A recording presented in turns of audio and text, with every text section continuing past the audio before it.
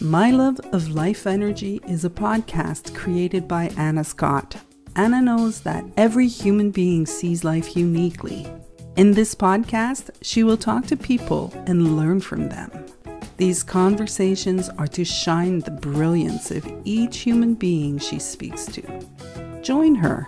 After each exploration, you will expand on your insights and see truth and beauty.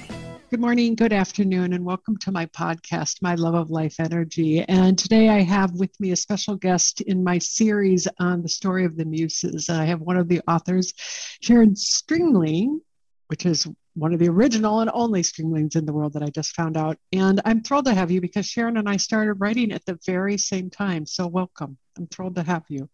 Thank you so much. I'm thrilled to be here. And isn't that incredible? It's been such a journey, and I love that you've been on it with me.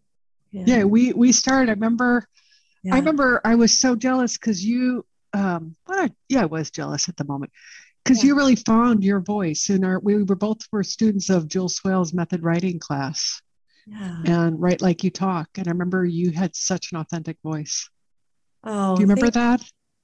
Yeah, that came really like some of her lessons I struggled with and struggle with. That one came really easy to me. That one was just so easy. It felt so good. I still love it. The Right Like You Talk. Why do you think that was so easy for you? That is so interesting. Oh God, that's a question. I never thought about why. I don't know. I don't know why. I just know, like, the minute I was given permission to just not make a big deal of my voice and just show up, it just felt right. It just felt like that. It felt so nice just to show up and just put on the page what I would say to someone. It felt really, really good. Yeah. I'm laughing.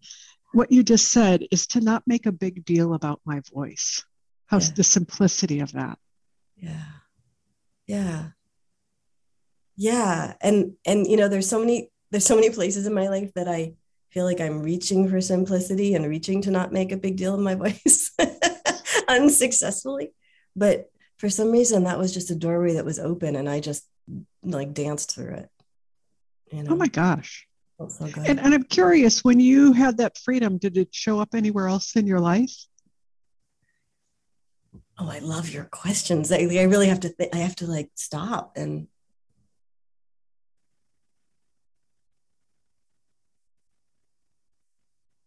I don't know whether that opened the door, but it certainly feels like synchronicity, because the past few years in particular for me have been about showing up with my true voice and making not a big deal of it. And simply, like, all of that has been something that's been really important to me over the past couple of years. And I wonder, like, I'm trying to put myself back there and go, like, did that open the door, or was it just that door opened when I was ready to show up that way? You know what I mean? I don't know which way I went. I don't know which way, but the fact that I don't think I've ever heard anybody say, I just didn't make a big deal about my voice. Yeah. There's such a beauty and power in that. Yeah. Yeah. Wow. That's gonna dance around in my head for a while. What you just asked, this conversation already. Wow. Yeah. I think that's, Anna, like, that's what this writing has been for me, is being surprised by what comes out. Right. And then you and I get together in a conversation and we're surprised by what's emerging. And that's so freeing. And is so much the beauty of being involved in like this kind of writing, and it's a way of life to just kind of be surprised by what's showing up. And I love that. Like, when you set up this podcast, like, I don't know what we're going to talk about, right? And then this is what comes up. It's fantastic. But what you just said, and nobody has said it until right now, you said, and Jules said it though, and I think that's what she's pointing to. You said it's about this way of writing and this way of life. And can you talk about what is that? What is this way of writing? And what is that life? Before, when I wrote, like, I would come to the page with an idea of what I wanted to write about. Like I'd have an agenda and I'd have I'd want to create it. I want it to be gorgeous. I'd want it to just be powerful and beautiful. And I'd want everyone's jaws to drop and everyone to think I'm fabulous, right? Like that would be my agenda showing up to the page. And the freedom with what, Jules shared was like that I could just, was a request actually to show up to the page with nothing on my mind and start with just, I'm sitting here in my living room and I have a cup of tea and I'm in a piss ass mood, right? Whatever happens to come out, right? And then you notice that like that the fingers are moving, the typing is happening, right? And then stuff just comes out and it surprises me what shows up. And that's what we hear from each other so much in the class, right? Like this just surprised me. It just came from out of nowhere. And it's such a great metaphor for life. And it is something that I craved more and more in life. Like in things come out of my mouth. I used to censor what I would say before I would make sure that what I was about to say was the right thing to say. I remember there was always like a lag before I spoke. And, I was always being really nice and really like, thoughtful and really, but too much thoughtful, like too much thinking. Right. And now like it's so nice for me. Pardon the cough. I'm just getting over COVID, but it's so nice for me to like, things just come out of my mouth and totally surprise me when I'm in conversation. And then we might talk about this or not, but like I coach and things come out of my mouth that I wasn't expecting.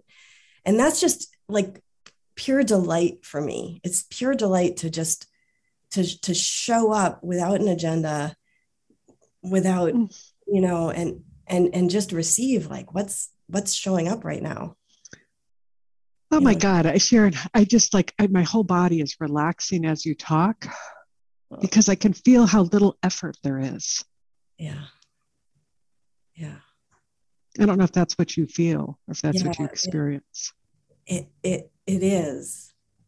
And of course, that's not always what I feel, but, more and more, and certainly in this conversation that you set up so beautifully. And yeah, more and more, there's that freedom. And that's what I think in my biography, which is that what you call it? Or bio? Yeah, my bio for the book. Like that's what I put in there was that this call to be free with our voices for everyone. Like I had this experience and it just imprinted on me. It just touched me so deeply that really what's in my heart is to speak freely and have other people feel free to show up and speak freely and not just speak, but express ourselves freely, like find freedom and live freely and in a way that honors what's showing up. And so, yeah, I'm just realizing as I'm talking, like how much this writing journey has blended with that evolution for me. But yeah, I feel really relaxed, which is so nice because I used to get so nervous about how I would show up and how I would be perceived. And there's something I still do, but just more space around it now. Yeah. About, and especially for women, and I'm curious what you see. Somebody recently said to me, the shaman that I met, that most women have their throat chakra blocked, that they can't speak freely. Yeah. Yeah. I love any conversation that goes to, a shaman said to me one time, my ears perked up. I was like, oh, great, let's go there.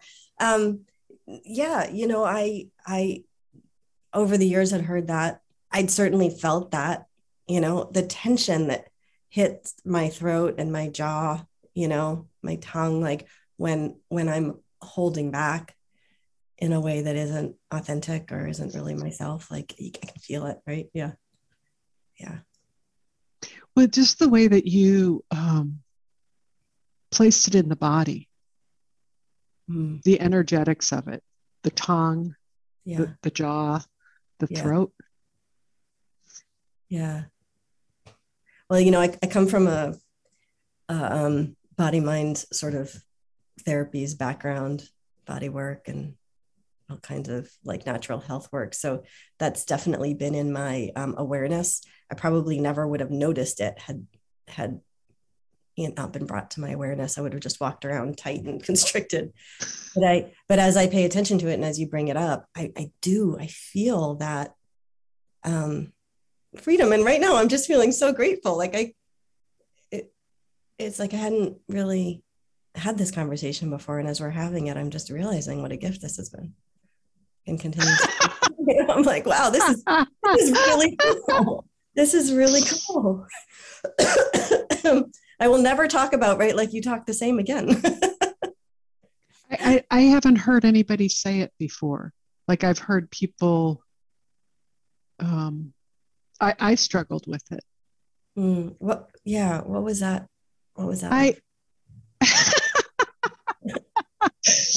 But this is going to be really hard, Sharon, because I can feel as a coach, what I just felt is your deep care and interest in listening. Yeah. Well, your presence. And I could feel what it was like for me is that I remember when I slipped into it automatically, but I still didn't see it. Like I still don't notice it. Yeah. And that's what's interesting. And I'm wondering if you notice just your voice. When you say you slipped into it automatically, you slipped into Writing Like You Talk automatically, like it became more natural. Yeah, I started doing it, but what's interesting to me in this conversation, based on what I've seen with you, is that you have nothing on it, and it just was a freedom. And so there's probably, my guess is that you can notice it now. Notice the freedom. No, notice when you're writing like you talk. Yeah. Like you can notice the qualities of it, what it feels like, the energy of it as it, like you just talk about like how it just pulses through you is the feeling that I'm getting, like the river coming through you. Yeah, it is when I sit down and just write like I talk,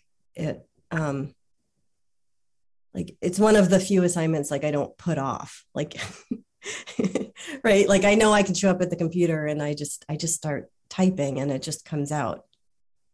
And but I I don't know that I appreciated that as fully until this moment, until this conversation. Like I liked it and it was easy, but I don't know that I really appreciated it as fully until this conversation. Like what that really means to me is that in all the places in my life where, Anna, I do get up in my head and I do feel unnatural and I have a whole lot of thinking about stuff and I feel really inhibited. Like I've got all those areas too. When that comes up for me, it's real. Like when that comes up for me, I feel it and I notice it and I get constricted. That happens. And I just really am grateful for the areas where it happens less or it just doesn't happen. Like that's fun. It's also one of the joys of not just coaching, but when a friend calls you and they're having a hard time, like all of that self-thought, like for most of us, it tends to fall away. We're just interested in the other person or we're just interested, right? And like, it's so, and down she goes. But, it's just, it's like selfish in a way. It's like, this feels great. It feels really great when I'm not caught up in my thinking about myself. Well, what's so interesting is I can just, why my head went down the minute you said that is I could feel the love pouring through you. And maybe that's what writing like you talk is that love pours through us. Yeah. Yeah, I would say definitely. I mean, that's the feeling I get or the quality that I get from you. Yeah. I think that's a perfect way of putting it. Is writing like you talk is having love flow through you. Yeah. In your unique way. I mean, writing, I suppose I could, get up one day and still have a whole lot of thinking and be in my way, writing like you talk. It's not that. It's It's just the moments when I just show up and whatever comes through me for whatever reason, like I'm just engaged in a conversation or I'm eating delicious food or whatever it is, right? Like that to me is like the idea of just love coming through us, life just coming through us, which to me is love, comes through us, when I'm not, well, I guess it's always life coming through me. I don't want to diminish all the constricted stuff too, because I feel like that's part of it too, right? That's part of the love. But it sure does feel nice when it feels nice to be in that flow. It just does. Oh my God. Anybody who doesn't like that feeling. I'm curious, did you study the three principles? I did, yeah. Sid Banks, when he said, look for a feeling. Yeah. When you said that, that's all I heard. I heard his voice, look for the feeling. Yeah. We'll get caught up there and there's nothing wrong with that. We just know where we are, but we fall into I think that write like you talk is a certain feeling. Yeah. Mm-hmm.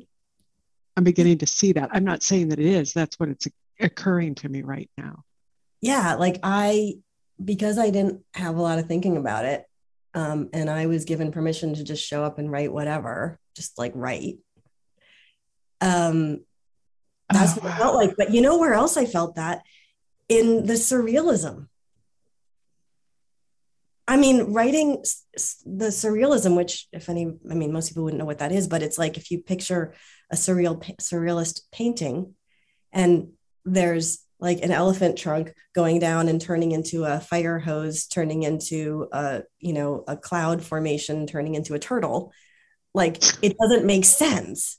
And when we were allowed to write like that, oh my God, again, same thing.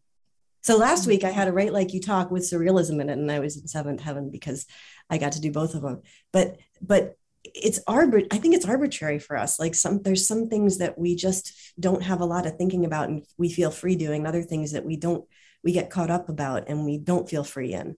And I have all those just like anybody does. But with surrealist writing, I was like, oh my God, this is great. I don't have to make any sense. And I would just have these visions and they would hit the page. And I loved the way they came out because I wasn't limited by any kind of logic. And absolutely that life or love flowing through me was just hitting the page visually. And it actually blew my mind how much I loved the pieces, that they actually made sense in a way, even though they made no sense. They made perfect sense because there was a feeling to them that just came through. So surrealism was like that for me too. The Muses, however, were not. I struggled. I'm curious. So what were they? I love to ask, what were the Muses to you? The hardest one I did. That's what really? They were agony. They were at times. Yeah. Yeah. I think I got confused by the idea of like,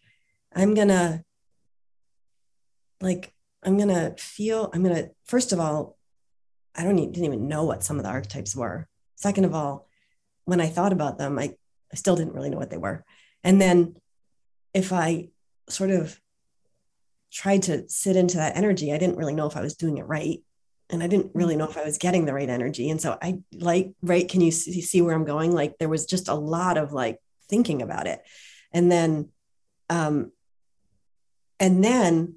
I'd maybe sometimes feel something. Like I'd be like, okay, I feel something. I feel something from the huntress. I feel something from the maiden. And I would go to my computer from that feeling. And remember how I said, like, I love just showing up at the computer with nothing on my mind. And that was really easy. Well, this was like, take that feeling to the computer. And then I would try to hang on to the feeling so that I could write from that feeling. And it was really like heady for me. And every now and then life would break through and something would hit the page. But, I had a lot more, I had a lot more angst in that session, but I learned a lot. It's interesting. I have learned so much from you about the writing and what writing like you talk is. It's just the freedom. It's the flow, the natural flow of energy that comes uniquely through us, through my own unique vocal cords. And it's like I imagine I have a retina and it has its own special, unique hieroglyphic around the eye. So light comes through my fractal uniquely. I love that. And that's my voice. That's it. But it's just free and easy. And the minute I start thinking about it or trying, I get in the way of it. But it knows what it's doing. Yeah.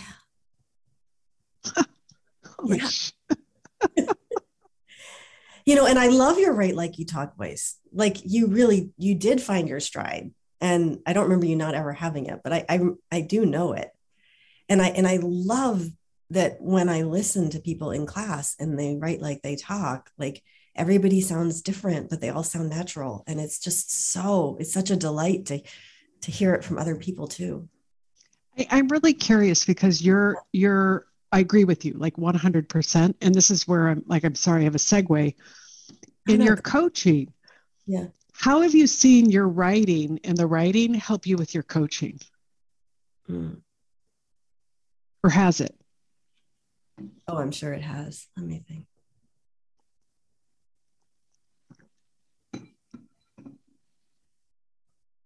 I think that there's been a spark in me, I think my whole life to just show up, to just show up and be really truthful and authentic. I've always felt that. And I was shy, and then I was like embarrassed, and then I was self-conscious and insecure, like all kinds of things, in my evolution. I still get all those things, but it was like the spark of I just want to show up. I just want to be me and be free. I think that spark got fanned in this, in everything I do, but including the writing. And it's you have a really quick feedback system with writing to kind of like highlight where I wasn't being the freedom that I am. Like it's a really immediate feedback system. You just feel constricted. You feel like, like whatever. Like I've been really like, I was afraid to have my work published. I didn't really want people seeing it, but I kind of wanted people seeing it, it just, or I wanted them only to see the genius parts and not the, the adequate parts, right? Because there's both. Yeah. And so I think in writing and then putting writing out in the world, like that angst, like, oh my God, I've had conversations about whether or not to include my work and have it be out there. I mean, I have had so much coaching and conversation about this because it was right in front of my eyeballs. Like the choice is now, like, am I free? Am I out there? Am I expressing myself? Or am I going to retreat and hide is like right there. And so I think just my learning curve around that, has been, like I said, it's not limited to the writing area, but it absolutely included the writing area. And if I can bring anything to my coaching with people to authentically relate to what it's like to kind of want to be who we are and have all this fear, like that journey has been invaluable. I just, the feeling that I get for you is that you are such a champion for people to be their free self, their free, authentic, light, unique voice. Yeah. Yeah. Like, I don't know if that's true, that people, like, you're always looking at, how do I be free? Yeah. Yeah. I think that's kind of embedded in my sort of soul's message, or, yeah. Yeah, I hope so. No, it feels that way. It feels that. Yeah. Just in the short conversation. Mm-hmm. Thank you. Thank you. Yeah. It's like, how do people get to show up and be free in their life to be who they are and not censored? Yeah. Yeah. Wow. Wow. And there's how words are, like there's a thing about freedom, Mm. where the kind of freedom I'm talking about is showing up as our authentic selves, not like Yeah. the freedom to say anything we want, from our egos and cause pain and that kind of thing. But I think that those things, that's also on my mind a lot. The um the and I'm not saying people should be censored either, but I think that the word freedom has just, at least in the US, it's taken on so many connotations. And I know that one has a feeling of liberation, and another one has a feeling of something else. I don't know what I would call it. Mm. It's interesting what I feel, because it goes back to writing like you talk. It's just the fullness of who you are. Yeah. Yeah. Like the fullness to flow is what I feel. Yeah. Yeah. That's when I think of, like, that's the freedom I feel from you, is you get to be fully who you are without censoring, minimizing, fitting Exactly. into a box. Yeah. And like, I've done so many groups in my life, like been in them, led them, retreats, writing groups, classes. Like, that's been my life has involved so many groups. I can't think of a single group that I was in. And they all tend to encourage people to show up as they are and feel free and like safe to be themselves. I have never been in a single group that didn't blow my mind. And so I think that says something about when people do tap into that freedom to show up and be themselves. Like, people are beautiful. Mm-hmm. Yeah. I think that each soul is a gift. Mm-hmm. And that's what I love about, you were talking about that earlier when I segued. It's just, that's what I love about the writing classes. And you pointed to it. Each person has their own unique voice, their own unique soul, Yeah. way of doing it. And it Yeah. makes it magical. It really does. It really does. And different than me. Yep. Yeah. Yep. I like the We way are you described it, kind of coming through the lens. And, I think of it that way. Like, there's this life and this love, but it's bouncing up against, as it comes through us, it's bouncing up against, all of our personality and our history and our thought systems and our, like, all of it. And it's just refracting in all these different ways. And it makes it really, really interesting. And that's why, like, to write like ourselves and not try to write like a writer, or not try to write like someone else. Like, there's only one person who can ever sound like Anna, and I want to hear her, right? And I just feel that in these groups. Okay, we are coming to the end of our time. And wow, that went really fast. I know, these are going by. Yeah. And is there anything you want to say in closing, and then how do people find you?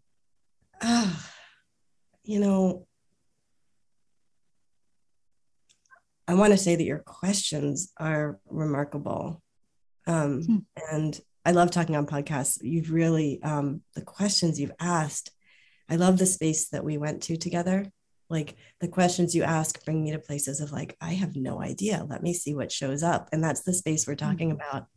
And so I just really want to thank you for that, because this has been, it's just been incredible. And it's so fun to have that kind of conversation.